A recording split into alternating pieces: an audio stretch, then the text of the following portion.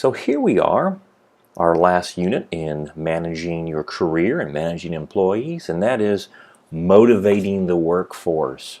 As an employer or as a supervisor, manager, leader, how do you motivate your team? And of course, how do you stay motivated as an employee? My friends, you're going to have more than likely a very long career, especially those who are just starting out in college and in your 20s and moving up.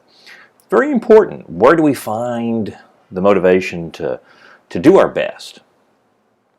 I like this from Simon Sinek. It's a great author, great TED Talk, great videos. Working hard for something we don't care about is called stress.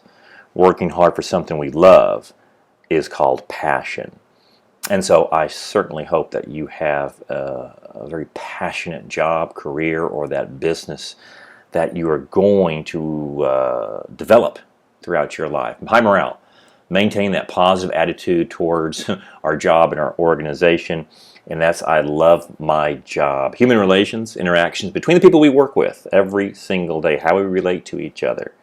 And of course, we like to say, I love my job, but we are in massive resignations in the 2020 years here, this early decade, part of this decade. And 70+% of the people in the workforce would like to quit somehow, but we can't because we, have to work. So what can we do, my friends, to change this equation? Motivation is the internal drive that directs behavior. We have needs, physiological and psychological. And so we have action.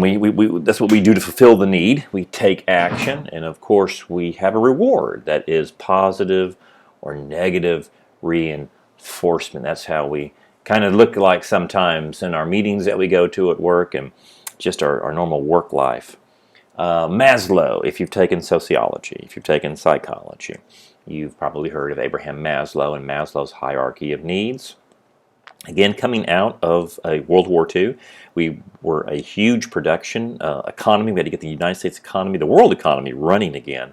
And so people were working at all sorts of levels. And how do we get the best out of people? Well, Abraham Maslow is an industrial sociologist, psychologist, and basically came up with a need hierarchy that says, to do anything, we have to have physiological needs met. That's pretty much food, shelter, clothing. Basically, this is very bottom of needs. Food in the belly, we got to have the roof, clothes on our back, pretty much living to fight another day in the world. And in the American economy that we live in the United States, most people in the world are maybe living at this need right now. So if you feel that you're not where you want to be, just remember, most of the world's population are just trying to have their physiological needs met. Well, when those are met, is there anything else that we would like? That's true, we do. And you can see the hierarchy here. It's the pyramid, which means we have a base and it gets higher, but it also gets, smaller in different areas. So safety needs right in here. Yes, once we have the physiological, we have safety needs. That means we like stability in a career. We don't want to have to, go out every day and have a new job. We like that set schedule. We like money in the bank, like a steady paycheck. So that's what you're going to like in your career field. And of course, as a leader, supervisor, manager, you'll know that your employees will always like this too. And some of the biggest stressors in an employee's life, and see if you've ever had this, is when your schedule is constantly changing. Pardon me, you may be working nights, you may be working mornings, you may have to stay late, you may have to work weekends. When an employee does not have a set schedule, it gets very, very, very frustrating. And I think employees have finally said that again in this year, 2020, 2021, 2022, going forward, 2023, where if I don't have a set schedule, I'll just resign. I'll figure something else out because there's got to be a balance between work and life. So those are our safety needs. Do we need more? Absolutely. We're social people. It's deep, deep, deep in our DNA to have and receive appreciation, to feel that sense of belonging with others. So we want our work to mean something, be a part of a team. And I think you'll find in your careers and in life that social needs tend to be more powerful than money. I mean, we could, obviously make a set income. We have to have at least a base to live on. But after that, we want to feel part of something versus just maybe working on a single project and making X amount of dollars. I think you'll see that the social needs are, you can maybe offer that as a leader and as a manager, to build a really good team versus just paying somebody more by the hour. Well, we go from social needs to esteem needs in Maslow's hierarchy. The need of self-worth, integrity. At some point you want your work to be important. Absolutely. Accomplish something larger than yourself, manage meaningful projects, helping others, leading groups of people. This list can go on and on. Really builds you up.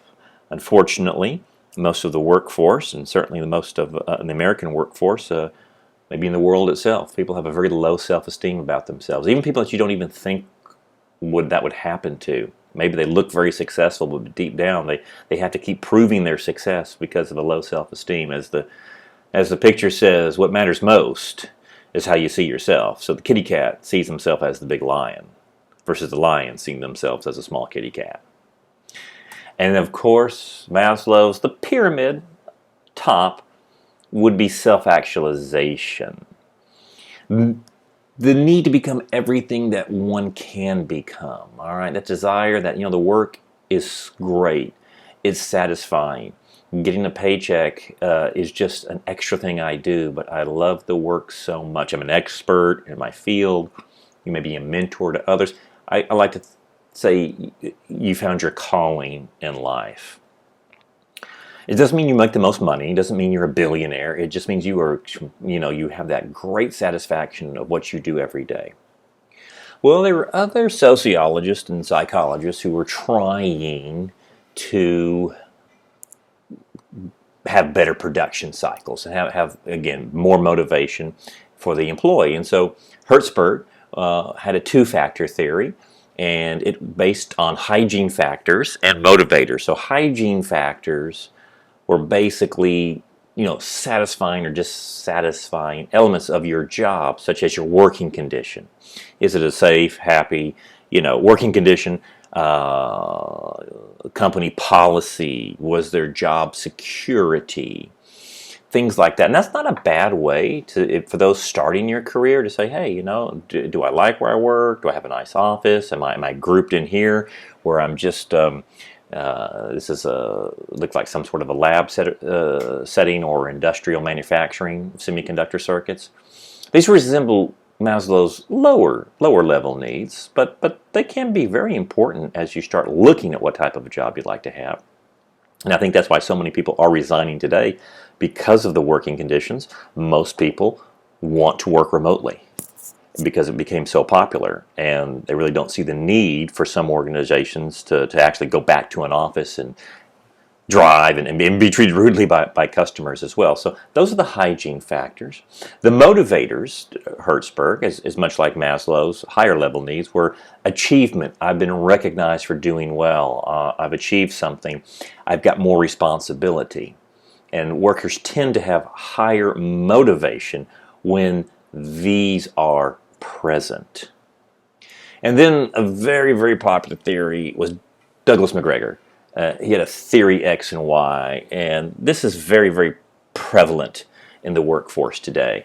And it dealt much with managers. Do you have a theory X boss or a theory Y? Now, a theory X basically says, I can give you extrinsic rewards. I can give you money, all right, for working hard. But in order for me to give you that, I use fear. I use authority. You must do this, or the authority, I will fire you if I don't see production. So it's very, very, very production-based. The type of a manager, pardon me, are going to be very rigid. It's just going to be this way. Don't ask me. No exceptions. I'm looking at quantity produced. How many did we make? How many sales calls do you have? How many customers did we see today? Quantity, quantity, quantity. And I'm really not interested in relationships. And you don't have to like me. In fact, I don't care if you do or not. But this is the way it's going to be. My way or take the highway out. So, ever seen a manager like this? Ever had a boss like this? Sure. Why are so many managers like this?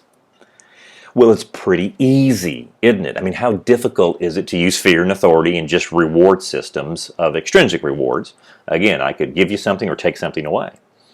I think that's why. And unfortunately, we see so much of that in the workforce. Again, I may have said it, I'll say it again. People don't quit their jobs as much as they quit their boss. And maybe that's why so many people have been resigning in these past years. And so many people just don't like their job. So that was McGregor's theory X, but he also had a theory Y. Now, again, if we were making something on an assembly line, the theory X, that didn't say it doesn't work, because if you have to make so many of these, we're in a production line system, maybe that is a way to do it. I'm not saying that results don't happen, but the employee usually gets burnt out pretty quickly. So the theory Y he also had.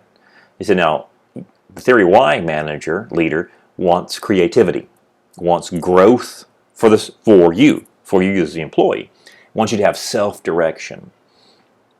This type of manager is always, hey, let's be flexible because I want the best out of you. I'm not looking at the process as much as I'm looking at results. While theory X was the process creates results, the theory Y says you may have 4 or 5 or 10 different ways to get something done more creative than I do. And as long as it gets done and creatively and responsibly, we can do it. So win-win environment, definitely creating that, definitely relationship building. Wants that employee to develop. A great manager one point will say, I want you to have my job someday. In fact, I hope I train you so well that I may even be your employee one day. Oh, that'd be nice and refreshing, wouldn't it? So it allows employees to develop career that pretty much require a professional degree. I mean, you do definitely need to be in a different type of a work setting for this, and that's what you are. You're getting through your college education. The question remains, what type of leader do you want to become? Because both can work. Now, we've seen that theory Y generally produces the best type of employees. So the reinforcements that we see in the major motivational theories must match, what we're doing, such as if we are looking at building that team through the McGregor's theory Y, we want positive reinforcement, the pleasant consequences, the praises, the bonuses, yes, dinners, time off. As a future leader, you may not be able to do a lot with money and different things based on budgetary items or where you work. But if you can ever give somebody time off, time is such a precious quantity that we have, and we don't ever seem to have enough of it. That given a Friday and a Monday off and just say, don't worry, I'm going to cover everything. Maybe I can cover it with different employees, or we can all have different days off. That means so much to an employee.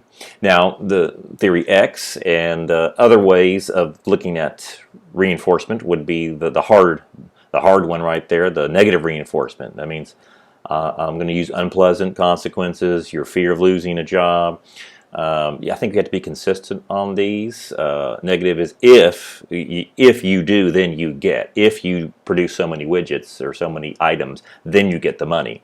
It's kind of a false positive, if you will.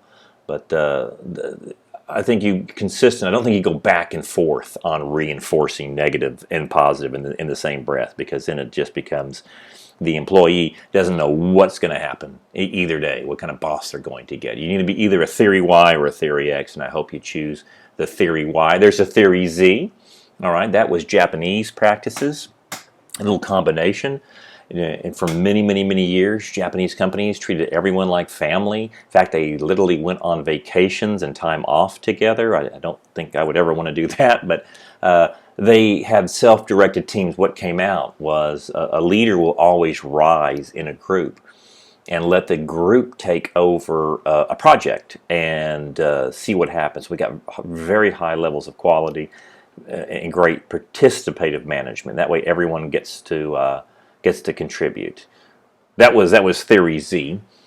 And of course, there's always this as a manager. This is what I believe you'll always have to fight, so to speak. You always got to fight the bad morale, my friends, and that is your toughest job. It literally will be. And so, equity theory means, well, I know I'm doing more than Freddie's doing, you know, and Freddie's my coworker, so I'll say his name. I don't know what Freddie does. You don't know what your coworkers do or don't do, and that's never a good way to think that. So when an employee does come up to you and says, "How come they get all the breaks?" And the best way to say that is, "Look, you're not in the position to manage Freddie. I am. You don't know all of his work, that he does. What you think you know, and my job, or what I'm trying for you to do, is to get you the best out of you." I mean, there's different ways you can go in and saying that. Now, obviously, when coworkers come in late, get all different ways. I mean, we just do this. We look at the equity theory, and that's one with, I believe, a lot of experience. You can overcome that with your employees and get them through what they think they're worth, and that's what expectancy theory is. Expectancy is if I'm outputting so much, I should get rewarded for that. More work and responsibility, I should get some sort of reward, and that's very natural, and that's something in the workplace that we do see. That unfortunately, many times, the person who gets the most things done in the office or at in the organization, tends to get the most stuff put on their back. Why give it to Randy? He's not going to do anything, right? Let's give it to, somebody else here. Let's give it to Siri. He's working the hardest, and he'll keep working even harder and harder. So if you're going to do that, you've got to be able to somehow increase the reward. Don't just think people will always, at some point you'll burn them out. And that's not what we want. Trying to create a really good team here, my friends, and how to create a great workplace.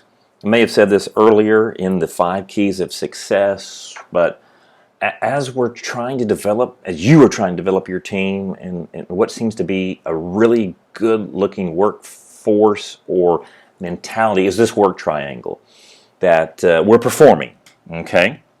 We have performance-related targets, what we must hit. But we can't just solely rely on performance. People want to, as Maslow said, enjoy their work. They want to feel a belonging. And so how we feel about working, when you have performance along with an enjoyable task, and you're learning our growth and development, this seems tried and true to be the best type of a workplace to go to. Hey, let's look at Kodak.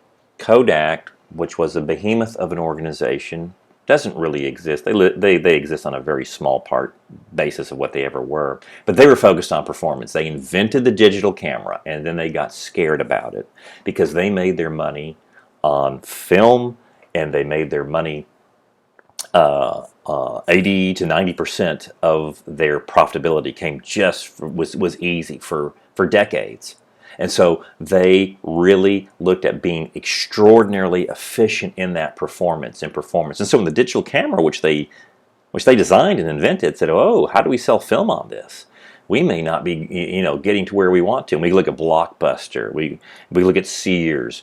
And these are some giant organizations that performance, and then the enjoyment may have come out. But if you're not learning at the same time, learning about the environment that we exist in, when a disruption occurs, as it occurred for all of those 3 organizations, there wasn't the learning to overcome that disruption as other organizations have. And again, maybe there wasn't that enjoyment in the workers too, because usually if you're enjoying learning and performing, this is a great place to work. And so as you build those teams, have your careers, and become great leaders, see if you can incorporate this. This is from Tim Galloway, who has written The Inner Game of Golf, The Inner Game of Tennis, The Inner Game of Skiing, and The Inner Game of Work. And he's a great psychologist and a learning psychologist, and he put this triad together, and he says this is where we've seen the best organizations really adapt to change very well and have a great workforce that really loves to work. And with that, we look at this gentleman, Dan Price. In 2015, all business leaders were calling him a giant socialist because he owned a company called Gravity Incorporated. They're a credit card processing company. And as work ended on a Friday, and it's a beautiful day, sitting out, saw one of his employees and said, "Boy, it's going to be a great weekend. I hope you have a good one." And she looked at him and said, "Are you insane? It's a great weekend for you because you own the company. Where I have to do right now, I'm waiting for a bus to get me to my next job. You don't pay enough." And he's a nice guy, and he was somewhat horrified and said, "Well, what do you mean?" He goes, "I make $32,000 a year here. I'm working 40 hours. I've got to go work another 30 hours, and I still can't even afford an apartment. Can't do it." And so I live at home, and I'm saving up, and I'm tired. I'm exhausted all the time. So yeah, you go have a good weekend. Well, he got to thinking. He goes, "Oh my goodness. Well, what would it take in this day and age to have your own apartment, to have a life where you didn't have to have two jobs?" And again, I think his company was based in Nevada. So he did some research, and over the weekend he said it's basically going to be $70,000 a year to have a good income, to have a decent shot at life. So he looked at all of his employees, and he came in on Monday, and even himself, he said, 120 employees, all of them are going to get $70,000 a year, from a high school graduate who comes in as a receptionist or as a intake employee to our accountants. Again, this was 2015, so it was several years ago. 70,000 kind of meant something then. And some of his employees said fantastic. Others left because they thought they should be paid higher than a first level employee, and they complained to him. And he says, "I understand this, but let's just give this at least a year, because I'm not going to go back on their word. I'm going to give him 70." And he was, taking $1 million salary, and then he put his salary down to 70. Every, Fox News and even CNN, all of them said, this is socialism. That's not right. You're supposed to work your way up. And he said, "Well, I'm going to do it." And they all said, "He'll be out of business." Well, here we go. Strange things. In 3 years, he had 80% customer growth. Other corporations, again, other organizations went to him for their credit card processing. Soaring profits. 3 years later, his average pay is $120,000 per employee. It just goes to show, when you create that great organizations, when you're enjoying your work, or when you're performing and you're learning from it. He also put in a daycare. He says, "My biggest problem is that I cannot get my employees to go home for the weekend, for the evening. Okay, our work is done. They're staying. They're working harder. They're working longer. It is a great place to work. So treat your employees well, and they can do amazing things for you." Oh, I hope you all have a job like that, but you may not. You may come into this type of a boss or this type of an employee. There's a great book. And, it's called The No Asshole Rule. All right, it's an actual book. That's the actual name of it. It is written by Robert Sutton. He is a PhD from Stanford University, and he's been written up in the Harvard Business Review. And this is his. I've read his book. We all are going to work for someone like this. How do you survive in a real a-hole world in workforce? He's got some great strategies. I would encourage you to read the book. It may save you some point in your career, but here's a quick synopsis of it. Yeah, let's see if we do work for an a-hole or not, because there is a certifiable test. Is someone that you work for or work with, are they consistently a jerk across a long time frame? Hey, we can all be a-holes. We can all be jerks. That is, we stop, we yell at somebody, we honk when someone cuts in front of us, and then we say, "I wish I wouldn't have done that." But we're talking about somebody, you're working with them, and they're always this way. You just want to get away from them, all right? They try to abuse their power at all levels, especially people with little power. They'll treat like dirt. They make you feel terrible when you see them. Your anxiety just raises up. They're very disingenuous, okay? That's basically, they'll be nice to some people, they won't be nice to others, and everything they say, even if they're trying to be nice, they're really not going to be. This was from the movie Office Space, and that was the boss right there. That's a cult classic in the late 1990s, I think 1999, could have been near 2000. You'll find it on Amazon Prime, called Office Space. The whole survival guide. That was the second book that he wrote, because so many people wrote in and said, "My gosh, man, this has been my whole career, and you have saved me." So let's assess the a-hole problem. Now, if someone that you work with is an a-hole and they have the same or less power than you, then you're okay, because you can stand your ground. There's no legitimate power they have. You can push them back. You can correct the situation if you have more power. All right. If you're, and that happens, you could be the supervisor and someone's acting like that. You can say, "Hey, you know what? I'll flip a type X manager real quick on you, and you're gone." You should not let that happen if you have more power. Now, usually they may have legitimate power. Legitimate power is that's your boss. They could be the VP, they could be a director, or a president themselves. And so most of us can't quit our jobs. If you can, great, get out as fast as you can. But if you can't, you got to develop some strategies rather quickly to survive. And then there's something else. There's also organizations that just tend to be an a-hole producing factory. Probably the stress levels are so intense, and I've had many students who have worked quite a while and said, "Hey, that's what I work for. It's a government, it's military, it's something different, and it's very intense." And so, how long can you take it in the a-hole producing factory? Again, get your networks, get your things, what you can do to get out of there.